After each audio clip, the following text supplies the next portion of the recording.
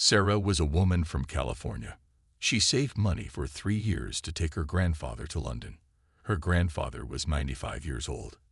He fought in World War II when he was young.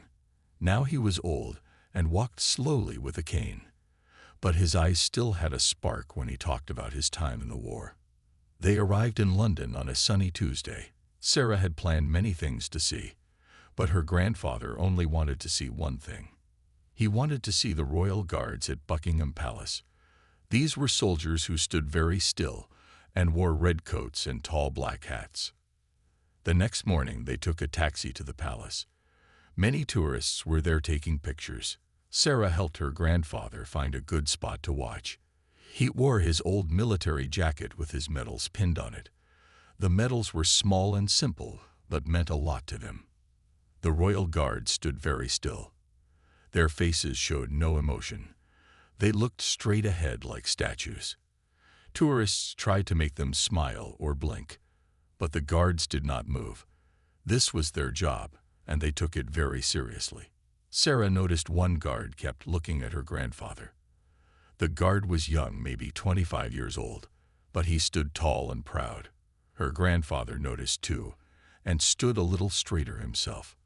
After 1 hour, the guards changed positions. This was called the changing of the guard. It was a very strict and planned event. The guards moved in perfect steps, all at the same time. Tourists clapped and took many pictures. When the ceremony ended, most guards marched away. But one guard, the young one who had looked at her grandfather, walked over to them. Sarah was surprised. The guards never broke their rules. The young guard stood in front of her grandfather. He looked at the old medals on the jacket. Then he did something that made Sarah cry. He gave a perfect salute to her grandfather. Her grandfather had not received a salute in 50 years. His eyes filled with tears. With shaking hands, he returned the salute just like he did when he was young. The guard spoke very quietly. This was against the rules. He said, "My grandfather fought alongside Americans. He told me their bravery saved many British lives. Thank you for your service, sir." Then he returned to his post as if nothing had happened. His face became like stone again. No emotion showed. Sarah took a picture of her grandfather standing next to the guard. In the picture, her grandfather looked 20 years younger. His back was straight and his chin was up. He looked proud and tall. That night at their hotel, Sarah asked her grandfather what he thought of London. He said it was a good day, the best day in many years. That young man showed respect not just to me, but to all the men I served with who never came home. 2 weeks later, after they returned to California, Sarah had the picture printed large and framed. She gave it to her grandfather, who put it next to his bed. Every morning he looked at it and smiled. Sarah wrote a letter to Buckingham Palace. She told them about the young guard and what he did. She never got a reply, but she hoped the guard knew how much his small act of kindness meant to an old soldier. 3 months later, her grandfather passed away peacefully in his sleep. At his funeral, many people came to say goodbye. Sarah brought the picture from London and placed it next to his coffin. She knew that moment with the guard was one of his happiest memories in his final days. James was a single father. His wife Emma died 2 years ago from a sudden illness. Since then, he raised their daughter Lily alone. Lily was 6 years old. She had her mother's blonde hair and kind smile. But since her mother died, Lily rarely smiled anymore. James worked hard at his job in New York. He saved every extra dollar he could. He wanted to take Lily on a special trip. Maybe a new place would help her feel happy again. One night, James saw Lily looking at a picture book about London. She pointed at the royal guards with their red coats and tall black hats. "Daddy, can we see them someday?" she asked. It was the first time she had shown interest in anything for months. James made a plan. He used all his vacation days and savings. 3 months later, they flew to London. Lily was quiet on the plane. She held tight to her small teddy bear named Mr. Buttons. This bear was her mother's last gift to her. Their first morning in London, they went to Buckingham Palace. Hundreds of tourists stood behind ropes. They all wanted to see the famous changing of the guard ceremony. James lifted Lily onto his shoulders so she could see better. The royal guards stood like statues. Their faces showed no feelings. They held big rifles and wore shiny black boots. Lily watched with wide eyes. She hugged Mr. Buttons close to her chest. A loud band started to play music. More guards marched into the courtyard. They moved in perfect steps, all at the same time. James felt Lily getting excited on his shoulders. She was bouncing a little bit. Then something bad happened. Lily dropped Mr. Buttons. The teddy bear fell to the ground. A strong wind pushed it under the rope. The bear landed right at the feet of a royal guard. James felt panic. Those guards never moved or broke their rules. Mr. Buttons was Lily's most special thing in the world. If they lost it, Lily would be heartbroken again. The guard stood very still, looking straight ahead. His face showed nothing, but his eyes moved down to see the small teddy bear at his feet. For 10 seconds, nothing happened. Then something amazing happened. The guard moved his left foot 1 step forward. He bent down with perfect straight back. His white-gloved hand picked up Mr. Buttons. Then he stood straight again. The guard turned his head exactly 45 degrees to look at Lily. His face was still serious, but his eyes were kind. He held out the bear toward her.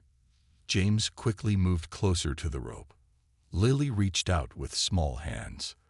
The guard gently placed Mr. Buttons in her hands.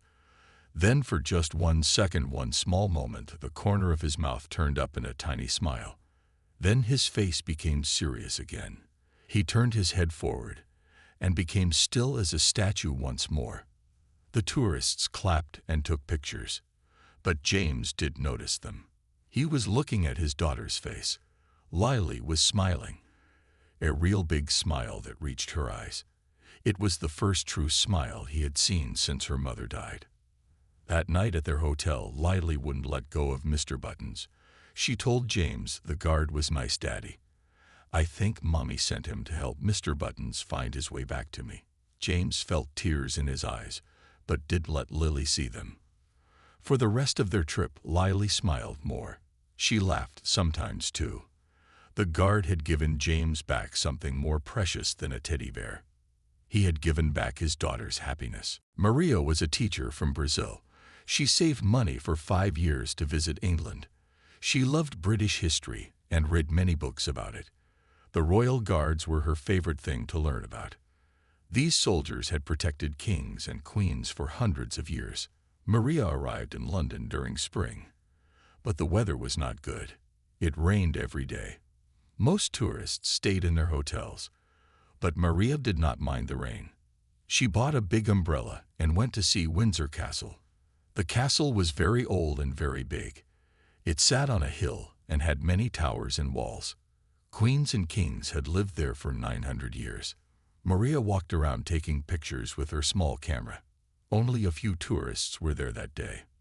The rain kept most people away. Maria saw a royal guard standing alone in the rain. He wore the famous red coat and tall black hat. Water ran down his face, but he did not move. He stared straight ahead like a statue. Maria felt bad for the guard. He could not move or find shelter. He had to stand in the same spot for 2 hours. That was his duty. Maria walked closer to look at him. His face showed no feelings, but Maria saw water dripping from his nose and chin. The rain became stronger.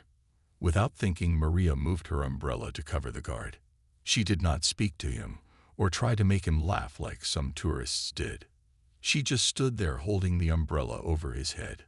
The guard did not say thank you. He could not. Rules said guards must not speak to tourists. But his eyes moved to look at Maria for 1 second. In that look, Maria saw gratitude.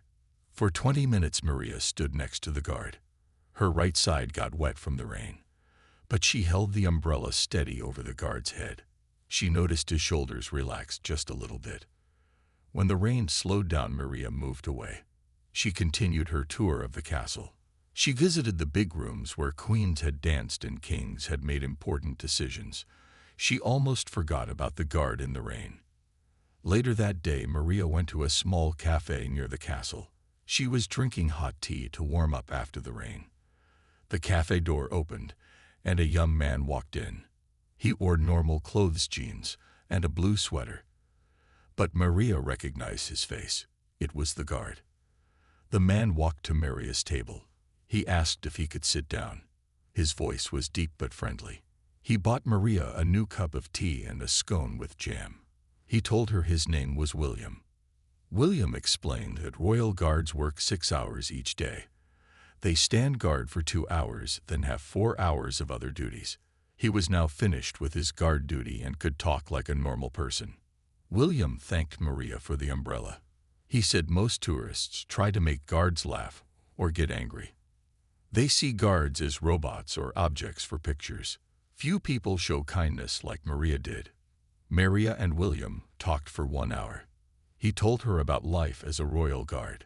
The training was very hard. They practiced standing still for hours. They learned to control their face muscles. They marched until their feet had blisters. William had been a guard for 3 years. Before that, he was in the British Army. He fought in places far away from England. Being a royal guard was a great honor for soldiers. When Maria returned to her hotel, she wrote about William in her travel journal. She did not take his picture at the cafe. That would be rude. But she would always remember his kindness. 2 years later, Maria brought her students to England. They visited Windsor Castle on a sunny day. A royal guard stood at the same spot. Maria did not know if it was William. All guards looked the same in their uniforms, but when she walked past, the guard gave a very small nod. So small no one else noticed. Maria smiled and nodded back. Some friendships need no words. Thomas was 60 years old. He lived in Canada with his father Harold, who was 85. Harold had a problem called dementia. This meant he sometimes forgot things. He forgot what day it was. Sometimes he forgot where he was. On bad days, he even forgot Thomas was his son. But Harold never forgot his time in the British Army. When he was young, he served for 10 years. He was very proud of this. He often told stories about his friends in the army and the places he visited. Harold always wanted to see the royal guards at Buckingham Palace. He saw them in books and on television, but he never saw them in real life. Thomas decided to make his father's wish come true, while Harold still remembered who he was. They flew to London in September. It was a hard trip. Harold got confused in the big airport. He thought he was back in the army and needed to report to his captain. Thomas patiently explained everything many times. He held his father's arm and guided him. They stayed in a small hotel near Buckingham Palace. Thomas put a sign on the hotel door with their room number. This helped Harold find his way back if he got confused. Thomas also gave Harold a card with the hotel address in his pocket. The next morning was a good day for Harold. He remembered Thomas and knew they were in London.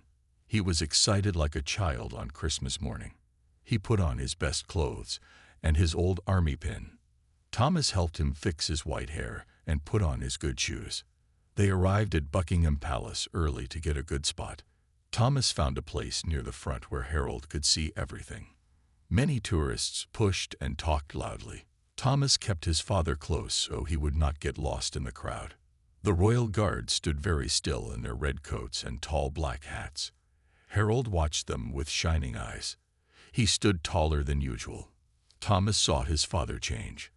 For a moment, Harold looked young and strong again, like the soldier he once was. Everything went well until halfway through the ceremony. Harold suddenly got confused. He forgot where he was and why there were so many people. He became scared and upset. This happened sometimes with dementia. Good moments could quickly turn into bad ones. Harold tried to walk toward the guards. He wanted to get away from the crowds. Thomas tried to stop him, but Harold pushed his hand away. "My captain is waiting for me," Harold said. "I need to report for duty." Thomas knew this was bad. Tourists could not go past the ropes. The guards were very serious about their rules. If Harold broke the rules, guards might call security. It would upset and embarrass Harold even more. One young guard saw what was happening. He was standing close to where Harold and Thomas were. The guard could not speak or leave his post, but he did something small that helped a lot. The guard moved his foot just a little bit. It was a very small movement, but it blocked the path where Harold was trying to walk. At the same time, the guard's eyes softened. He looked at Thomas with understanding. Thomas understood the message. The guard was helping create a barrier without making a scene. Thomas quickly moved to his father and put his arm around his shoulders. "Dad, let's watch from here," he said. "We can see better." Harold looked at the guard. For a moment his mind cleared. He recognized a fellow soldier. Harold gave a small nod to the guard. The guard blinked once slowly. It was a silent message between two military men. Thomas guided his father back to a safe spot. The guard resumed his perfect stillness. No tourist noticed what happened, but Thomas saw and understood. The guard could have called for help or ignored them. Instead, he chose kindness and respect. After the ceremony, Thomas found a bench where Harold could rest. A palace worker approached them. She gave them 2 cups of tea in paper cups. "The young guard told me your father served in our military," she said quietly. "Thank you for his service." That evening, Harold had a very clear moment. He remembered everything about the day. He talked about the guards and how straight they stood. Thomas was grateful. It was a perfect memory for both of them to keep. 2 months later, Harold passed away in his sleep. At his funeral, Thomas told the story of the kind guard at Buckingham Palace. It was one of the last perfect days he had with his father. Akiko was a university student from Japan. She studied British history and culture for 4 years.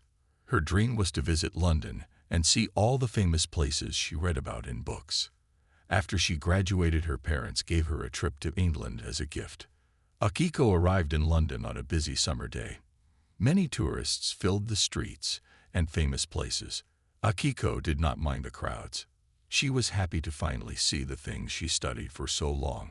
Her favorite place was the Tower of London. This old castle had 1,000 years of history. The Tower of London had many royal guards.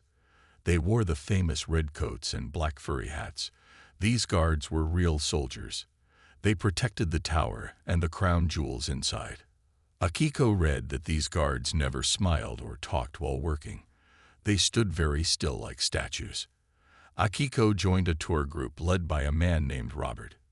He wore a black suit and knew many facts about the tower. 20 people followed him around the castle grounds. Robert showed them old stone walls and told stories about kings and queens who lived long ago. Near the White Tower, a royal guard stood at his post. He looked straight ahead with a serious face. His red coat was perfectly clean. His black boots shined in the sun. He held his rifle very straight and did not move at all. A young boy about 10 years old was in the tour group. His name was Tyler, and he was from America. Tyler was bored with the history stories. He wanted excitement. He ran up to the guard and made funny faces. He waved his hands and jumped around. He wanted to make the guard laugh or move. Tyler's parents laughed and took pictures. Other tourists thought it was funny too. They waited to see if the guard would react. The guard did not move or change his face. He stared straight ahead like always. Akiko felt uncomfortable. In Japan, people show respect for tradition and duty. She thought the boy was being rude to the guard. The guard was doing an important job. He deserved respect, not teasing. Akiko walked away from the tour group. She went to Tyler and spoke in a quiet voice. "Excuse me," she said. "May I tell you something interesting about the guards?" Tyler stopped making faces and looked at Akiko. She smiled and continued. "These guards are real soldiers. They fight in wars to protect their country. Standing guard is a great honor for them. The best soldiers get picked for this job." Tyler listened with wide eyes. Akiko explained that the guards train very hard. They stand for hours without moving. Even when their legs hurt or they feel sick, they stay at their post. They protect the tower just like guards did for 1,000 years. "The queen trusts these guards with her crown jewels and her castle," Akiko said. When we respect the guards, we respect all the history they protect. Tyler looked at the guard with new eyes. He stopped making silly faces. Instead, he stood straight and gave a small salute to the guard. Then he went back to his parents. Akiko did not know that someone else heard her talk with Tyler. A man in a black and red uniform stood nearby. He was the chief yeoman warder, the boss of all the tower guards. He watched Akiko return to her tour group. When the tour ended, the chief yeoman warder approached Akiko. He introduced himself as Richard. He thanked her for teaching the boy about respecting the guards. Many tourists think the guards are just for show, Richard said. They forget these are real soldiers doing a real job. Richard invited Akiko to a special event. Every night for 700 years, guards locked the tower gates in a ceremony called the Ceremony of the Keys. Only a few visitors get to watch this ancient tradition. Richard offered Akiko a spot for that night. Akiko felt honored and excited. The ceremony was beautiful and solemn. Guards in full uniform carried old keys and lanterns. They spoke the same words guards had spoken for centuries. Akiko stood quietly watching history come alive. After the ceremony, Akiko noticed the guard from earlier that day. He was off duty now, but still in uniform. As she walked past him, he gave her a small nod. His serious face softened for just a moment. It was his way of saying thank you. Akiko wrote about this experience in her travel journal. She understood that showing respect for tradition earned respect in return. It was a lesson she would remember long after returning to Japan. David was an American soldier. He served in the army for 15 years. He went to war in many places. He saw hard things and lost good friends. Now he was home and tried to live a normal life. But sometimes the memories from war were still strong in his mind. David had a wife named Jennifer and 2 children named Ryan and Sophia. They were good kids who made him proud. Ryan was 12 and Sophia was 9. David wanted to give them a fun family vacation. They saved money and planned a trip to London. The family did many fun things in London. They rode the big wheel called the London Eye. They saw the changing of the royal guards at Buckingham Palace. They took a boat ride on the River Thames. The children were happy and took many pictures. One day they visited Horse Guards Parade. This was a big open area where guards on horses protected the entrance to the royal buildings. The guards wore red coats and silver helmets with horsehair on top. They sat on beautiful black horses and did not move. Jennifer took the children to get ice cream nearby. David stayed to watch the guards.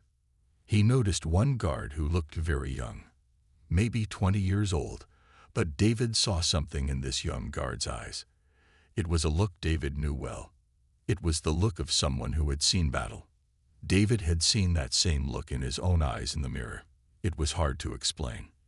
The eyes looked a bit empty, but also like they had seen too much. David wondered where this young guard had served, what battles he had seen, what friends he had lost. Later, David asked a worker near the horse guards about the young guard. The worker said many of these guards served in Afghanistan and Iraq just like American soldiers did. The young guard David saw had been in a bad battle where 3 of his friends died.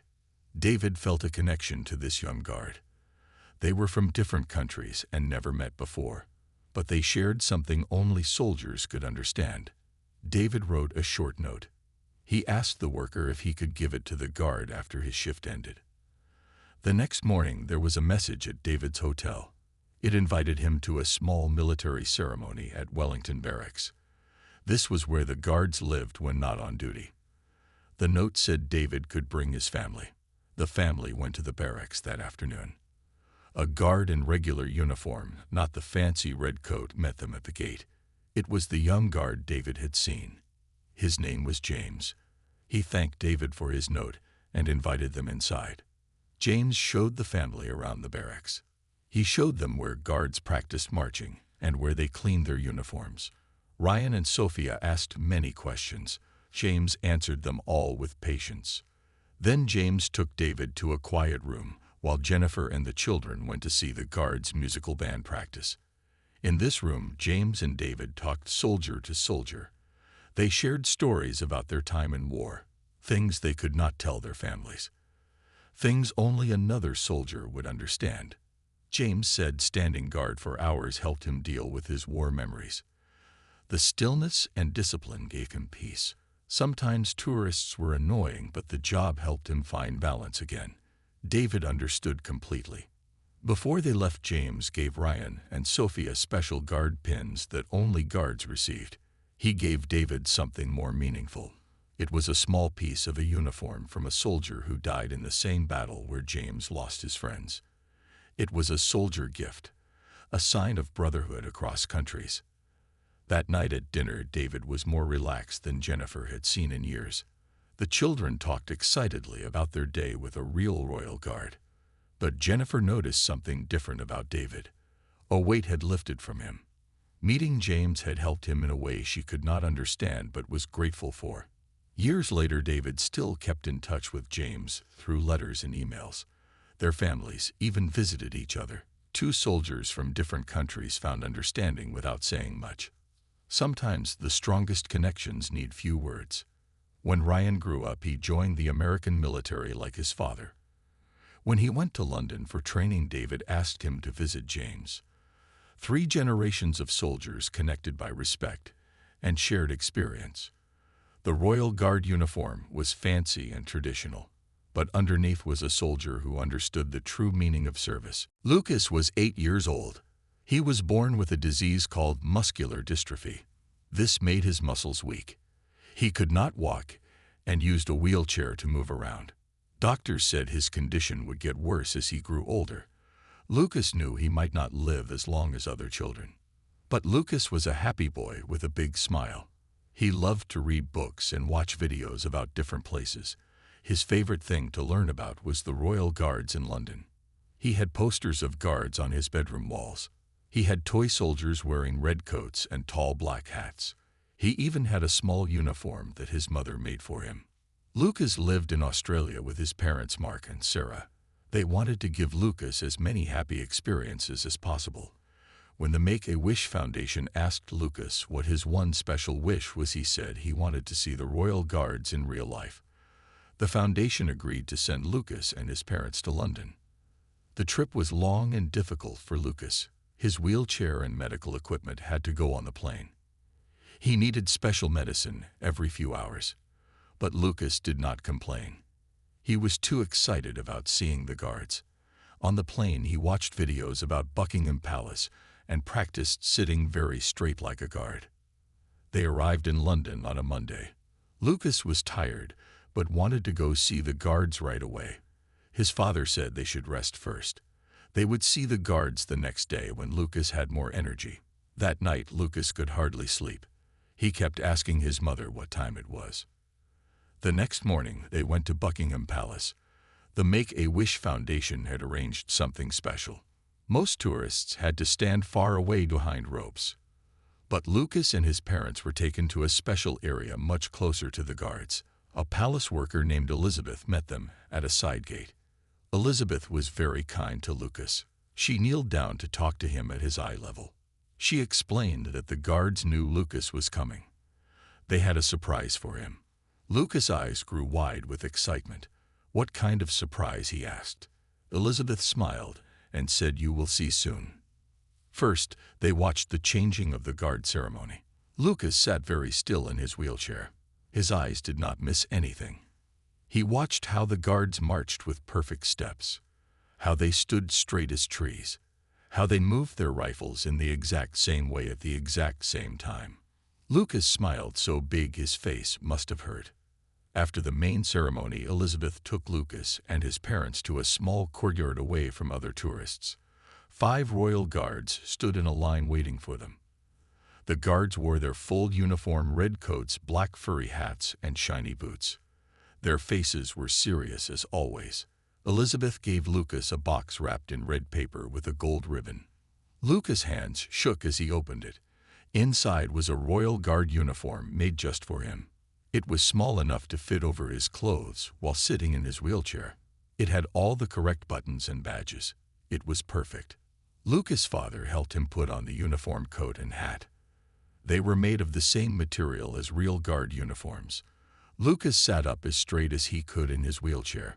He tried to make his face serious like the guards, but he could not stop smiling. Then the captain of the guard stepped forward. He was an older man with a kind face. He spoke in a deep voice. "Lucas Thomas Jones," the captain said, "you have shown the courage and discipline of a true guard. Today we make you an honorary Royal Guard." The captain gave Lucas a special certificate with gold writing and red ribbons. It had Lucas' name and the royal seal. It said Lucas was an honorary member of the Queen's Guard. It was signed by the captain and other important people. Then something amazing happened. All 5 guards moved at exactly the same time. They raised their rifles in a special salute just for Lucas. This was a great honor. Usually guards only saluted royalty or very important leaders.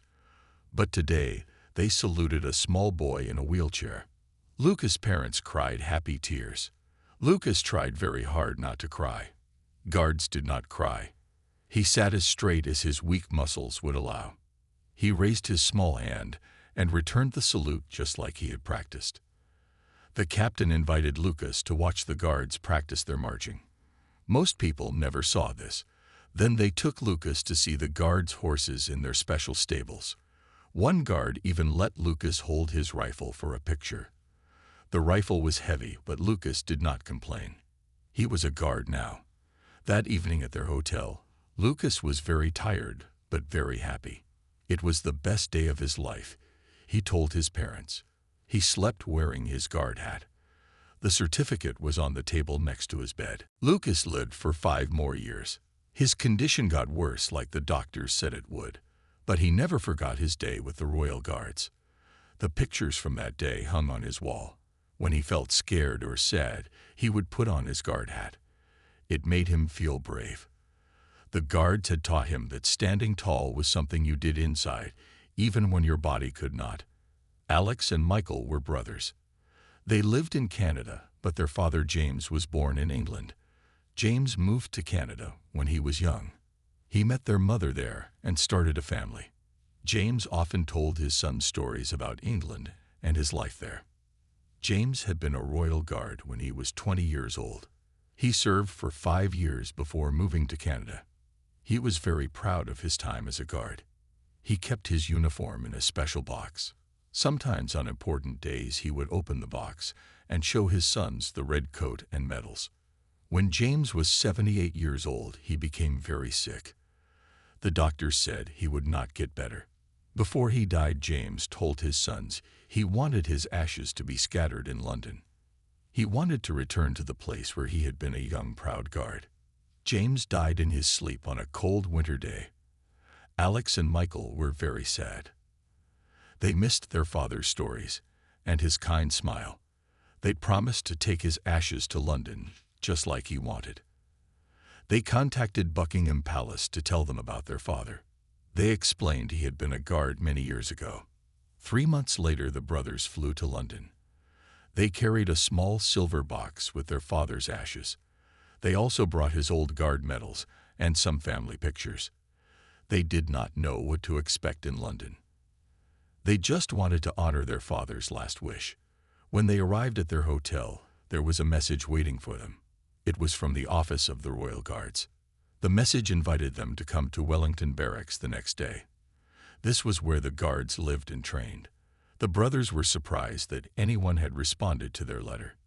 The next morning they went to the barracks. A young guard in a regular uniform, not the fancy red coat, met them at the gate. His name was Captain Thomas. He was very respectful and kind. He said the Royal Guards were a family that never forgot their own members. Captain Thomas took them to a small garden behind the barracks. 3 old men waited there.